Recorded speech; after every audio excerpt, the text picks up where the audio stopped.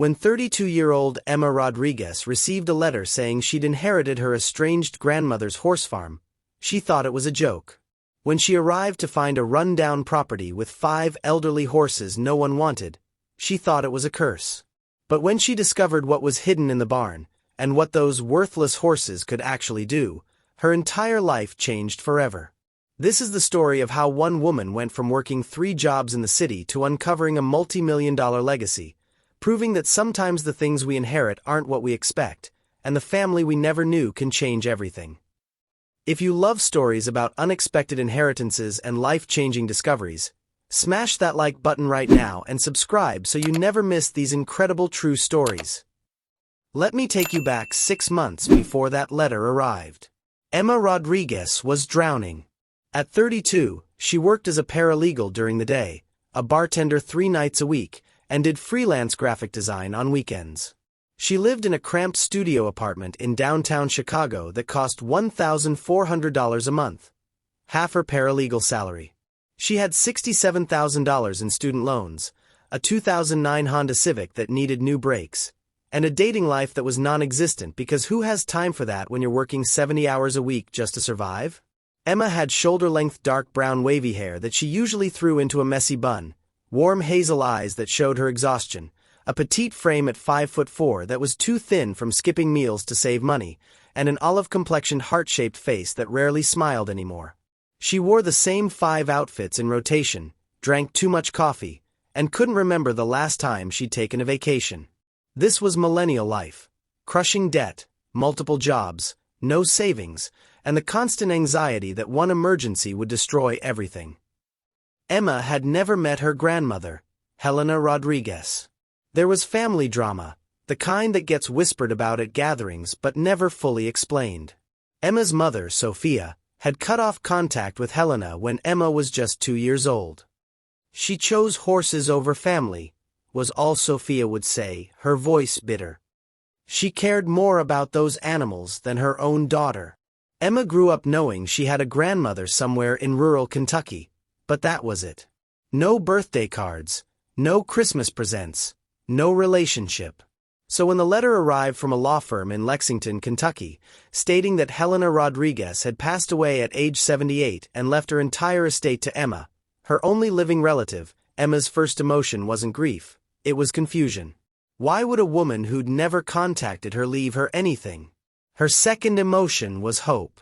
Maybe, just maybe, there was money. Enough to pay off her loans. Enough to quit one of her jobs. Enough to finally breathe. Emma took a week off from her paralegal job, unpaid, because she had no vacation days left, and drove 8 hours to Sunset Ridge Farm in rural Kentucky. The property was not what she'd hoped for. A long gravel driveway led to a farmhouse that had seen better days. The white paint was peeling, several shutters hung crooked, and the porch sagged slightly. 2 large barns stood behind the house, their red paint faded to pink in places. Fences crisscrossed the property, many needing repair. It was 40 acres of rolling hills that would have been beautiful if everything wasn't so obviously neglected. Emma met with the estate lawyer, Thomas Mitchell, at the property. He was in his early 60s, with silver hair, a kind weathered face, warm blue eyes behind reading glasses, and a stocky build in a rumpled suit. "I'll be honest, Emma," Thomas said gently. "The property has a mortgage of $80,000 still on it. The house and barns need significant repairs, probably $50,000 worth. There's about $12,000 in the estate account, which will barely cover the immediate bills. And then there are the horses."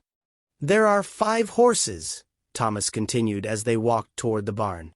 "Your grandmother had been boarding them for years, but she stopped taking payment about 3 years ago when the owners couldn't afford it anymore.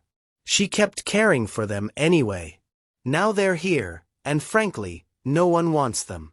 They're all over 20 years old, that's elderly for horses. They can't be ridden much anymore. Rescues won't take them because they don't have space for seniors. I hate to say it, but you're looking at significant monthly costs just to keep them fed and healthy with very little return." Emma's heart sank further. Not only had she not inherited money, She'd inherited debt and responsibility for 5 ancient horses. They entered the barn, and Emma saw them. In 5 spacious stalls stood the horses, a massive gray draft horse with a gentle expression, a golden palomino with a white mane, a sleek black mare with wise eyes, a paint horse with brown and white patches, and a small bay horse who whinnied softly when they approached. Despite their age, they were clearly well cared for, clean, healthy-looking, their eyes bright. "Your grandmother loved them," Thomas said quietly. "She spent every day with them, even when she was sick. The local vet, Dr. Sarah Bennett, has been checking on them since Helena passed 2 weeks ago, but that can't continue forever." That night, Emma sat alone in her grandmother's farmhouse, surrounded by a lifetime of someone else's belongings. The house was clean but dated. Floral wallpaper from the 1980s, worn furniture, family photos of people Emma didn't recognize. She did the math on her phone calculator. Monthly costs for 5 horses. Feed, hay, supplements, farrier, vet care, at least $2,500 per month. Property taxes, utilities, insurance, mortgage, another $2,000 minimum. That was $4,500 a month. Her total monthly income from all 3 jobs was $4,200. The math didn't work. She couldn't afford this. She'd have to sell the property, somehow find homes for the horses, and walk away. But as she sat there, Emma found a leather journal on the side table. She opened it. It was her grandmother's handwriting. March 15, 2024. Thunder was limping today. Called Sarah, just arthritis. Gave him extra bute. He's such a gentle soul. If only Emma knew these horses. If only I could tell her. Emma's throat tightened. She kept reading page after page of entries about the horses, about the farm, and increasingly, about regrets. About missing Emma's childhood, about the rift with Sophia, about wanting to make amends but not knowing how. Are you feeling emotional yet? Drop a comment below and tell me if you think Emma should keep the farm or let it go. And if you haven't subscribed yet, do it now because this story is about to take an incredible turn. The next morning, Dr. Sarah Bennett arrived to check on the horses. Sarah was in her late 40s, with short curly red hair starting to gray at the temples, a friendly freckled face, bright green eyes, a sturdy athletic build from years of farm work, and an air of competence. She wore worn jeans, boots, and a veterinary jacket. "You must be Emma," Sarah said warmly, extending a calloused hand. "Your grandmother talked about you all the time." Emma was surprised. She did. Constantly. She was so proud of you. Knew you worked multiple jobs, knew you'd gotten your degree despite everything. She kept tabs on you through Facebook, I think, even though you didn't know it. As Sarah examined each horse, she talked about them. Thunder, the draft horse. He worked in logging operations for 15 years. Retired when his owner died. Sunshine, the palomino. She was a therapy horse for disabled kids until the program shut down.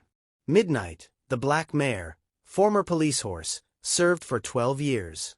Patches, the paint, was a ranch horse his whole life until the ranch went under. And this little guy, Rusty, he was a children's riding school horse for 20 years. Emma realized these weren't just horses. They were veterans, retirees, heroes with nowhere else to go. Sarah invited Emma to the tack room to show her where supplies were kept. "Your grandmother was meticulous about organization," Sarah explained, opening the door. The tack room was immaculate. Saddles hung on racks, each labeled with a horse's name. Bridles organized by type. Medical supplies sorted in clear bins. And then Emma saw something odd. Along one wall were 5 display cases, each labeled with a horse's name. Inside were ribbons, medals, photographs, newspaper clippings. Emma approached Thunder's case. Inside were photos of him as a younger horse, powerfully muscular, pulling massive logs with ease. Newspaper articles, Champion draft horse takes top prize at state fair. Blue ribbons from competitions. Sunshine's case held photos of her with dozens of different children, all smiling. Letters from parents thanking the therapy program for changing their kids' lives. Awards for service. Each case was a shrine to that horse's career, their contributions, their value. Your grandmother created these, Sarah said softly. She said every horse deserves to have their story remembered, especially the ones who spent their lives helping humans. That afternoon, Emma met the neighbor who owned the adjacent property, Robert Bob Caldwell, a weathered man in his mid-60s with leathery tan skin from decades outdoors, gray hair under a stained baseball cap, pale blue eyes, a thick mustache, and a wiry lean build in faded jeans and work shirt. Your grandma was a good woman, Bob said, his voice gruff but sincere. Heard you might be selling the place. I'm thinking about it, Emma admitted. Can't really afford to keep it. Bob nodded slowly. Figured as much. Well, I'll give you a fair offer. $250,000 for the land and buildings. You could pay off the mortgage, walk away with some cash. I'd turn it into pasture for my cattle operation. $250,000? Emma's heart jumped. That was real money. Life-changing money. What about the horses? She asked. Bob's expression hardened slightly. Emma, I'm gonna be straight with you. Those horses are old. Real old. They got maybe a few years left, and those will be expensive years. Best thing would be to put them down humanely. Quick. Painless. It's what most people would do. Emma felt sick. There has to be another option. There isn't. I've asked around. No sanctuary has space. No one wants to adopt a horse in their 20s. Sometimes the kindest thing is letting them go. He handed her his card. Think about it. Offer stands for 2 weeks. Emma couldn't sleep. She kept running the numbers, kept weighing her options. $250,000 would change her life. She could pay off her student loans completely, all $67,000 gone. She could put a down payment on a condo in Chicago. She could quit her bartending job. She could finally live like a normal 32-year-old instead of someone constantly drowning. All she had to do was let 5 elderly horses be euthanized. At 2 a.m., she walked out to the barn. The horses stirred when she entered. Thunder nickered softly. Emma found herself standing at Rusty's stall, the smallest horse, the former children's riding horse. He walked over and pressed his nose against her hand. His eyes were so trusting, so gentle. You taught kids to ride for 20 years, Emma whispered. You helped them overcome fears, build confidence, learn responsibility. And now, because you got old, you're disposable. She thought about her grandmother, spending her final years caring for horses no one else wanted. She thought about the displays in the tack room, honoring their service. She thought about what kind of person she wanted to be. By sunrise, Emma had made a decision that everyone would tell her was stupid. Before I tell you what Emma decided, let me know in the comments. What would you do in this situation?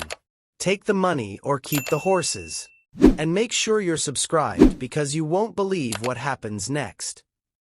Emma called Bob Caldwell and turned down his offer. Then she did something even crazier. She quit 2 of her 3 jobs, gave up her Chicago apartment, and moved to Kentucky permanently. Everyone thought she'd lost her mind. Her mom called her irresponsible. Her friends said she was throwing away her career. Her co-workers thought she was having a breakdown. You're giving up everything for horses you don't even know, her best friend asked on a FaceTime call. No, Emma said.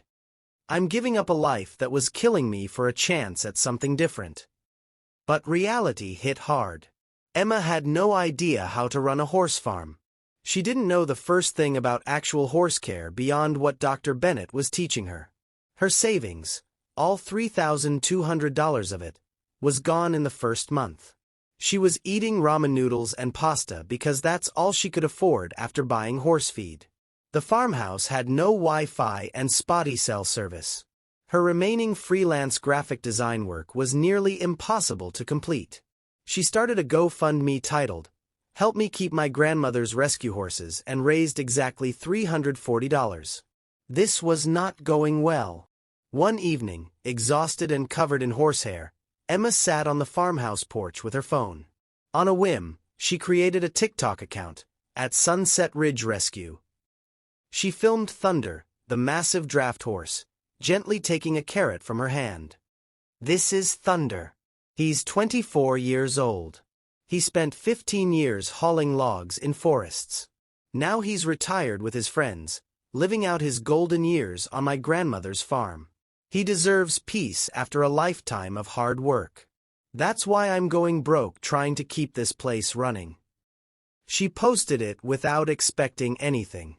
The next morning, the video had 50,000 views. The comments flooded in, "This is beautiful. Those horses earned their retirement. How can we help?" Emma started posting daily. Thunder enjoying his breakfast. Sunshine rolling in the grass. Midnight watching the sunset. Patches playing in the snow. Rusty napping in the sun. She shared the horses' stories, her grandmother's legacy, and her own struggles. Day 47. Chose between fixing the barn roof or buying hay this month. Chose hay. Barn can wait. The account grew. 10,000 followers. Then 50,000. Then 100,000.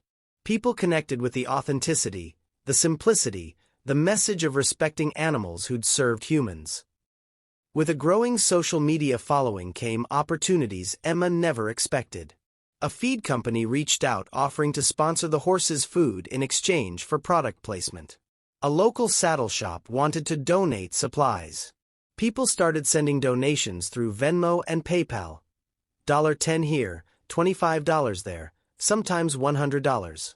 It wasn't making Emma rich, but it was keeping the farm afloat. Then came a different kind of message. It was from Jennifer Walsh, a woman in her 40s who ran a therapy program for veterans with PTSD. Jennifer had straight brown hair pulled back practically, a serious but kind face with brown eyes, a medium build, and an air of clinical competence. She asked if Emma would be willing to host therapy sessions at the farm.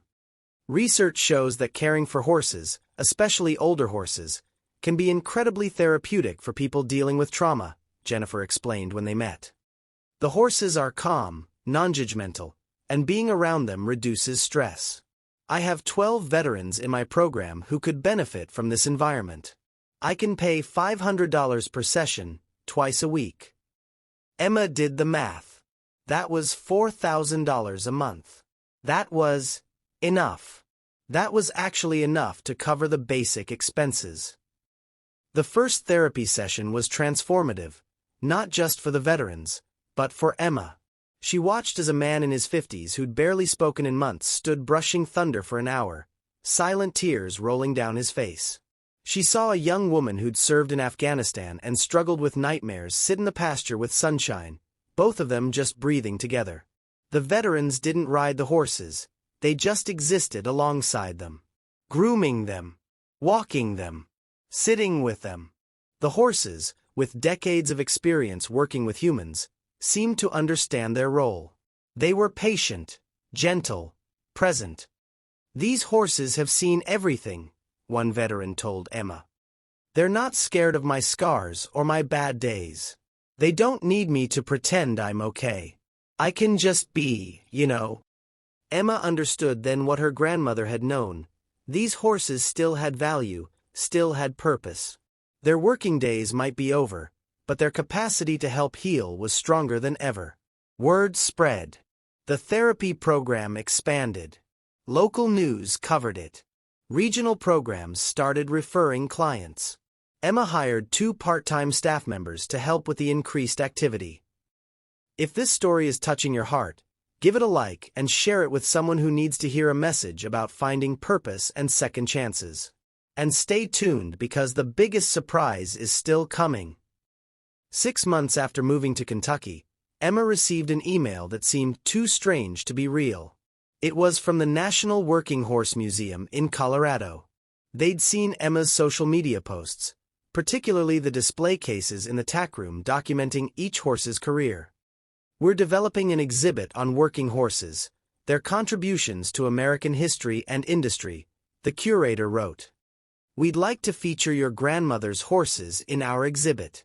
We would create professional displays, film documentary segments with each horse, and provide a $50,000 grant to Sunset Ridge Farm for their care. The exhibit would travel to 12 museums over 2 years, educating thousands of people about working horse heritage." Emma called Dr. Sarah Bennett immediately. "Is this legitimate?" "Oh my God, Emma, this is huge," Sarah said. "The National Working Horse Museum is a major institution. This kind of recognition. Your grandmother would have been so proud." The museum team came to film. Professional cameras captured Thunder's gentle nature, Sunshine's therapeutic presence, Midnight's dignified bearing, Patch's playful spirit, and Rusty's patient wisdom. They interviewed Emma about her grandmother's legacy, about each horse's career, about the decision to keep them. Emma traveled to Colorado for the exhibit opening. She walked through the museum gallery and saw massive displays featuring her grandmother's horses. Professional photos showed them in their prime and in their retirement. Interactive screens told their stories. Videos played of them with the veterans, showing their continued service. The centerpiece was a life-size bronze sculpture inspired by Thunder, representing all working horses throughout history. A plaque read, "Dedicated to Helena Rodriguez, who understood that a horse's value isn't measured by their productivity, but by their dignity." The exhibit was titled "A Lifetime of Service," honoring America's working horses. Emma stood there crying, wishing her grandmother could see this. The exhibit drew thousands of visitors in its first month. Schools brought students. Horse organizations held events. Media outlets covered it. And every display mentioned Sunset Ridge Farm, generating more awareness, more donations, more opportunities. Emma received requests for speaking engagements. Publishing companies wanted her to write a book about her grandmother's legacy. Film producers expressed interest in her story. 1 year after inheriting the farm, Emma's life looked completely different. Sunset Ridge Farm now operated as a sanctuary for retired working horses. They'd taken in 3 more seniors from various backgrounds. The therapy program had expanded to serve 30 veterans weekly. Emma had published a memoir about her grandmother titled "The Horses She Kept." The farm generated revenue through the therapy program, educational tours, speaking fees, and book sales. Emma wasn't wealthy, but she was stable, really stable, for the first time in her adult life. Her student loans were paid off completely. She'd renovated the farmhouse and barns. She'd hired 3 full-time staff members. Most importantly, she'd found purpose. "I used to work 3 jobs and still feel like I was failing at life," Emma told a journalist. "Now I work 1 job that I love, and I feel like I'm exactly where I'm supposed to be." Her mother, Sophia, finally visited the farm. Standing in the barn with the horses, Sophia cried. "I was wrong about my mother," she admitted. "She didn't choose horses over family. She was showing me what family really means, taking care of those who need you, even when it's hard." Thunder passed away peacefully at age 26, surrounded by his herd and the people who loved him. Emma held his memorial service at the farm, and over 200 people attended.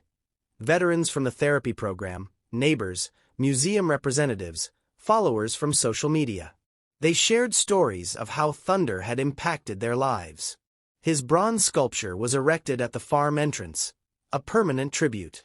Before he died, Thunder had taught Emma what her grandmother had known all along: that worth isn't determined by productivity or youth. That service takes many forms. That sometimes the most valuable things come disguised as burdens. And that family isn't always about blood. Sometimes it's about who shows up, who stays, and who refuses to give up on those who need the most. Emma still works the farm every day. She still posts to social media, now with over 2 million followers. She still welcomes veterans seeking peace. And every morning, she walks through the barn, greeting each elderly horse by name, thanking them for teaching her that the best inheritances aren't measured in dollars. They're measured in purpose, in dignity, and in the courage to choose a different path. If Emma's story inspired you to look at your own life differently, I want to hear about it in the comments. What would you do if you inherited something unexpected? And if you haven't already, hit that subscribe button and turn on notifications because we share life-changing stories like this every week. Share this video with someone who needs to know that it's never too late to change direction and find your purpose.